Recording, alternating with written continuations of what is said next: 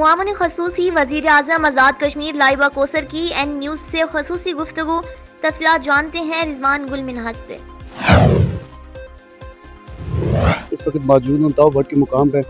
تو میرے ساتھ جو معاون خصوصی وزیر اعظم آزاد کشمیر لائبہ کوثر صاحب آئی ہوئی ہیں، تو ان سے جانتے ہیں. انہوں نے یہ فرسٹ ٹائم ہے جو معاون خصوصی تاؤ بھٹ تک پہنچی ہیں، لوگوں کے آواز بن کے اور لوگوں کی تکلیف محسوس کرنے کے لیے.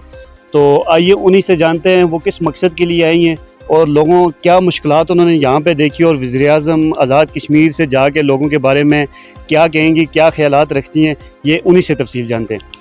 جی میڈم، آپ وہاں سے آئی ہیں وزیر اعظم کی معاون خصوصی، ہمیں بہت خوشی ہے. آپ مجھے یہ بتائیے گا کہ آپ مظفر آباد سے لے کے تاؤ بھٹ تک لوگوں کی آواز بن کے آ رہی ہیں، تو لوگوں کی جو مشکلات ہیں لوگوں نے آپ سے شیئر بھی کیے ہیں اور آپ دیکھ بھی رہی ہیں، تو کیا محسوس کیے ہیں، کیا لوگوں کے یہاں پہ سب سے اہم ایشو ہیں، اور وزیر اعظم سے آپ ان تک کیا پیغام پہنچانا چاہتی ہیں؟ بسم اللہ الرحمن الرحیم.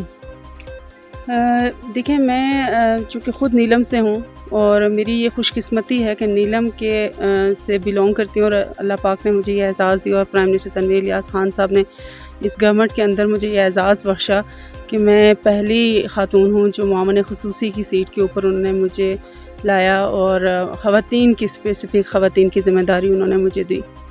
اور اس وقت چونکہ میرے پاس جو کام کرنے کے لیے ایک گراؤنڈ انہوں نے مجھے دیا ہے وہ نیلم ہے.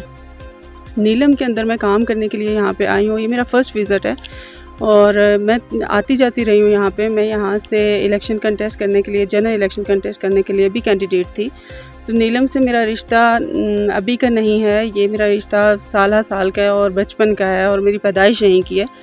تو میں یہ سمجھتی ہوں کہ اس کے مسائل اور وسائل سے میں بخوبی آگاہ ہوں، اور میں سمجھتی ہوں کہ جتنے یہاں پہ مسائل ہیں ان سے ہزار ہا گنا یہاں پہ وسائل ہیں جن کو بروئے کار لانے کی ضرورت ہے. اگر ہم ان وسائل کو بہترین طریقے کے ساتھ، اور یہاں کے نیلم کے جو لوگ ہیں وہ اپنی صلاحیتوں کو بہترین طریقے کے ساتھ بروئے کار لا سکتے ہیں، تو وہ اس نیلم کی، اس خطے کی تقدیر بدل سکتے ہیں. اور میں آپ کو یہ بھی بتاتی چلوں کہ ہمارے پرائم منسٹر سردار تنویر الیاس خان صاحب اور عمران خان صاحب، چیئرمین تحریک انصاف، وہ ٹورزم کے اوپر بہت بڑا ان کا ویژن ہے، ایک بہت بڑا وزڈم ہے، اور پوری دنیا کے اندر ٹورزم کے اوپر جتنا کام ہوا ہے وہ اس کو نہ صرف سراہتے ہیں بلکہ اس کو ایز اٹ از پاکستان کے اندر اور آزاد کشمیر کے اندر، اور بالخصوص سردار تنویر الیاس خان صاحب نیلم کے اندر اس کو امپلیمنٹ کروانا چاہتے ہیں. بہت بڑے بڑے ان کے پروجیکٹس ہیں، بہت ان کی سوچ ہے، ویژن ہے ٹورزم کے حوالے سے. اور چونکہ ہمارا یہ خطہ نیلم ویلی ایک ایسا خطہ ہے کہ جو کسی بھی دنیا کے بڑے سے بڑا ملک جو ٹورزم کی وجہ سے پروموٹ ہوا ہے، سوئٹزرلینڈ اس میں ایک بہت بڑا نام ہے، تو یہ اس سے بھی زیادہ ہزار ہا گنا زیادہ خوبصورت اور وسائل سے بھرپور ہے. ضرورت اس امر کی ہے کہ جو پچھلی حکومتیں اس کے اوپر توجہ نہیں دے سکی ہیں، یا اپنا ان کا ویژن نہ ہونے کی وجہ سے کر سکیں، یا وسائل کی کمی کی وجہ سے شاید یہ خطہ نگلیکٹ ہوا ہے. اور یہ بھی ممکن ہے کہ جو ہمارے نمائندگان یہاں پر رہے ہیں اس سے پہلے، وہ ان کی لیک آف انٹرسٹ یا نالائکی کہہ لیں کہ وہ اپنے حقوق حاصل نہیں کر سکے پراپر طریقے کے ساتھ، اپنی گورنمنٹ سے اپنا حصہ وصول نہیں کر سکے. تو میں یہ سمجھتی ہوں کہ اگر تھوڑی سی ہم لوگ محنت کریں اور بہتر طریقے کے ساتھ کام کریں، حکمت عملی تھوڑی اپنی چینج کرنے کی ضرورت ہے ہم نیلم والوں کو، تو ہم اپنا گورنمنٹ کے اندر سے جو ہمارا حصہ ہے نہ صرف ہم وہ وصول کر سکتے ہیں اور اس کو نیلم کے اندر امپلیمنٹ کروا سکتے ہیں، بلکہ ہم نیلم کے ساتھ ساتھ یہاں کا جو ٹورزم ہے، صرف اگر ٹورزم کے اوپر ہم کام کریں تو اس ٹورزم سے ہم اتنا کما سکتے ہیں کہ ہم پورے آزاد کشمیر کو پیروں پہ کھڑا کر سکتے ہیں. جی اب جیسا کہ میڈم بھی بتا رہی ہیں، وزیر اعظم تنویر الیاس صاحب کو 29 اگست کو دورہ نیلم ویلی بتایا جا رہا ہے اور کنفرم بھی ہے. تو اس حوالے سے میں میڈم سے یہ پوچھنا چاہوں گا کہ آپ کے مطابق یا ان کے سب سے جو بڑا نیلم ویلی کے لیے وہ کیا اعلانات کرنے والے ہیں، اور سب سے جو اہم ایشو ہے وہ کس پہ، مطلب کہ نیلم ویلی کی عوام کو کیا خوشخبری سنانا چاہیں گے؟ اس کے بارے میں غالباً تو وہ خود ہی جانتے ہیں، لیکن اس کے باوجود بھی انہوں نے گائیڈ کرنا ہے. کیا سب سے جو اہم ایشو ہے جس کا وہ اعلان کریں گے وزیر اعظم تنویر الیاس؟ دیکھیں، میرا نیلم کا پورا جو وزٹ ہے، یہ اس وقت میں یہاں تاؤ بھٹ کے اندر کھڑی ہوں، اور میں یہ سمجھتی ہوں کہ جتنے بھی مسائل لوگوں کے ہیں جنرل ایشوز ہیں، بہت زیادہ ایشوز ہیں نیلم کے اندر. وہ لوگوں نے مختلف جگہوں کے اوپر میرا وزٹ رہا، مختلف جگہ میں نے وزٹ کیے، تقریباً پورا نیلم میں نے وزٹ کیا. اور اس دوران جتنے بھی جنرل ایشوز میرے سامنے آئے ہیں وہ سارے کے سارے انشاءاللہ میری کوشش ہے میں تنویر الیاس خان صاحب تک پہنچاؤں گی. اور اس کے علاوہ میں آپ کو یہ بتاؤں کہ خواتین کے حوالے سے خاص طور پر میں نے اس پورے خطے کو وزٹ کیا. ہماری خواتین بہت پسماندہ ہیں، بہت تکلیف میں ہیں، بہت کام کرنے کے باوجود بھی ان کو کوئی فیڈ بیک نہیں ہے، کوئی آؤٹ کم نہیں ہے اس کا. تو میری کوشش یہ ہے کہ میں یہاں کی خواتین کے اوپر مزید کام کروں اور ان خواتین کو نہ صرف میں باروزگار بناؤں، ہنرمند بناؤں، ان کو اسکلڈ کروں، ان کو ٹرین کروں، چاہے وہ میرے پروجیکٹس ہوں گے انشاءاللہ تعالیٰ، وہ چاہے میں این جی اوز کے تھرو کراؤں، فاؤنڈیشنز کے تھرو کراؤں یا گورنمنٹ کے تھرو کراؤں. لیکن میری کوشش ہے کہ میں انشاءاللہ نیلم کے خواتین کے لیے بہت کام کروں گی. پاکستان پیپلز پارٹی آزاد کشمیر کے مرکزی چیف آرگنائزر سردار ضیاء القمر نے کہا ہے کہ پیپلز پارٹی آزاد کشمیر کے بلدیاتی الیکشن میں پوری قوت کے ساتھ میدان میں اترے گی. موجودہ حکومت الیکشن سے راہ فرار اختیار کرنا چاہتی ہے کیونکہ موجودہ حکومت کرپشن کرنا چاہتی تھی. اس کی وجہ سے بلدیاتی الیکشن کرانے میں تاخیری حربے استعمال کر رہی تھی. آزاد کشمیر میں بلدیاتی الیکشن 30 سال بعد ہو رہے ہیں جس میں نوجوانوں کو عوامی خدمت کا موقع ملے گا. اس موقع پر سردار ارشد آزاد نے مختلف جماعتوں سے مستعفی ہو کر پیپلز پارٹی میں شامل ہونے والوں کا شکریہ ادا کیا. لوگوں کا بنیادی حق ہے بلدیاتی انتخابات. جو یہ سمجھتے ہیں کہ بلدیاتی انتخابات ہی بنیادی طور پر وہ فورم ہے جہاں سے نہ صرف انسانوں کے جو بنیادی حقوق ہیں ان کا دفاع کیا جا سکتا ہے بلکہ اختیارات کو نچلی سطح تک منتقل کرنے سے ایک نئی لیڈرشپ بھی ابھر کر سامنے آتی ہے اور ایک سیاسی بحث شروع ہوتی ہے. اور جو لوگ ان کے خلاف سازشیں کرتے ہیں وہ بنیادی طور پر سیاسی نرسری کو ختم کرنے کی سازشیں کرتے ہیں.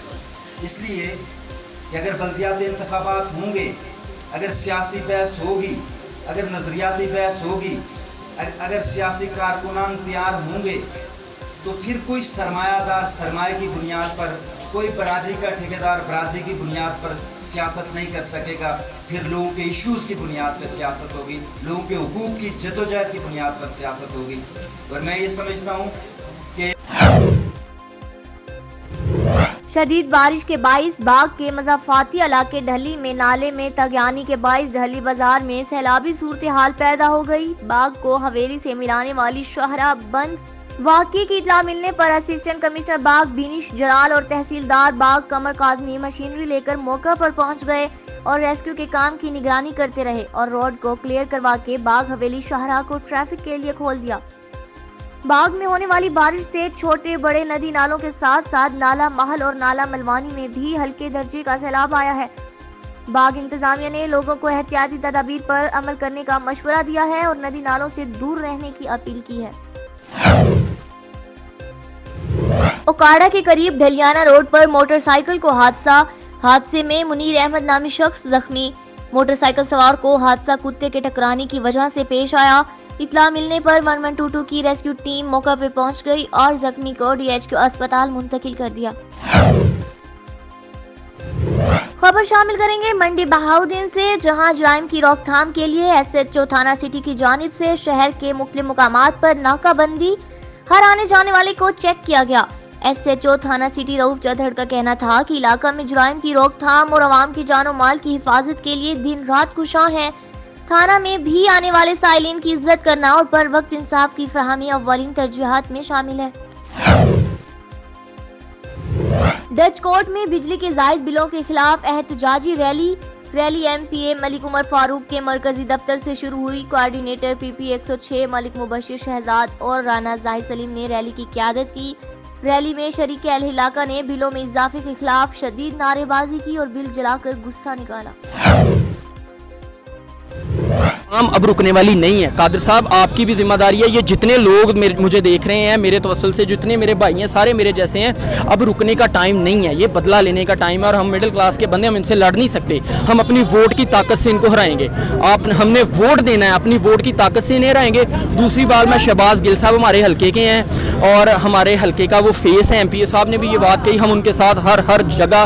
غریب پاکستانی عوام کا کیا ہے اور یہ بل دیکھیے, ایک غریب آدمی جس کا کبھی 1000 روپے سے زیادہ بل نہیں آیا تھا, اسے 8-8 ہزار روپیہ بل آیا ہے. وہ کیا کرے گا؟ 18-18 ہزار روپیہ بل, وہ کیا کرے گا؟ یہ ریسنٹلی آپ نے واقعات دیکھے ہیں فیصل آباد کے اندر, کئی دن کے بھوکے پیاسے بچے باپ سے دیکھے نہیں گئے. ضلع ننکانہ صاحب کے قصبہ وار برٹن میں افسوسناک واقعہ. 10 سالہ یتیم بچی زینب عبدالوہاب نامی شخص کے گھر کام کرتی تھی. عبدالوہاب کی ہمشیرہ عائشہ نے آج زینب پر چوری کا الزام لگایا اور مبینہ طور پر اس پر بہیمانہ تشدد کیا. متاثرہ لڑکی کے لواحقین کی طرف سے یہ بھی الزام لگایا گیا ہے کہ دوران تشدد زبردستی اس کے سر کے بال بھی کاٹے گئے. اہل خانہ کے مطابق تشدد کے بعد عبدالوہاب نے اسے گاڑی میں اغوا کرنے کی کوشش بھی کی, جسے اہل علاقہ نے ناکام بنا دیا.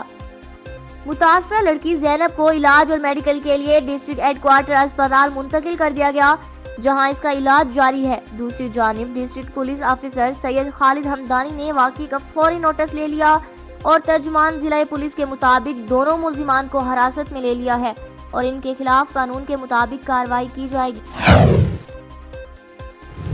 اور خبر شامل کریں گے رینالہ خورد سے, جہاں سبزی منڈی سے موٹر سائیکل چور عوام کے ہتھے چڑھ گیا. عوام نے چور کو موٹر سائیکل چوری کرتے رنگے ہاتھوں پکڑ لیا. رینالہ سٹی میں موٹر سائیکل چور گینگ کافی دیر سے سرگرم ہے. عوام نے چور کی درگت بنا کر تھانہ سٹی پولیس کے حوالے کر دیا. لزائٹ نیوز سے فی الوقت اتنا ہی. مزید خبریں جاننے کے لیے دیکھتے رہیے لزائٹ نیوز. اس کے علاوہ آپ ہمیں سوشل میڈیا پر بھی فالو کر سکتے ہیں. دیکھتے رہیے لزائٹ نیوز. اللہ حافظ.